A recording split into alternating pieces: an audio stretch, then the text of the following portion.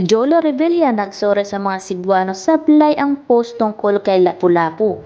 Nagsuri agad si Cavite Vice Governor Jolo Revilla dahil sa sablay na Facebook post tungkol sa paggunita sa anibersaryo ng Historic Battle of Mactan ngayong araw April 27.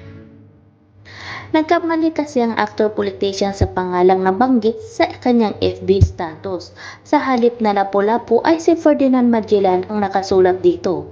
Ipinagdiriwang ngayong araw ang 500th anniversary of the victory at Mactan Battle of Mactan na nangyari noong April 27, 1521, kung saan natalo ng grupo ni Lapu-Lapu, isa sa mga datunang Mactan, Cebu, ang tropa ng mananakop na Portuguese explorer na si Ferdinand Magellan. Ayon sa unang post ni Jolo na burado na ngayon, ay isang pagsaludo sa kagitingan ng isa sa mga unang bayani ng bayan na si Ferdinand Magellan na nagbuwis ng kanyang buhay para sa kalayaan 500 taon na ang nakaraan. April 27, 500 anniversary of the victory at Mactan, sabit pa sa mensahe ng anak ni Bong Revilla at Lani Mercado.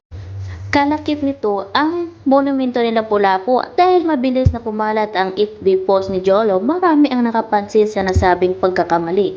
Kaya naman agad itong binura ng aktor sa kanyang Facebook page. Humingi siya ng paumanhin sa pangyayari at nasabing nagkamali sa pagpupost ang kanilang social media intern dahil hindi raw muna niya ito pinaaprobahan sa mga kinauukulan. Paglilinaw ni Jolo Revilla, I apologize for the earlier confusing post on our celebration of Lapu-Lapu's victory in Mactan 50 years ago.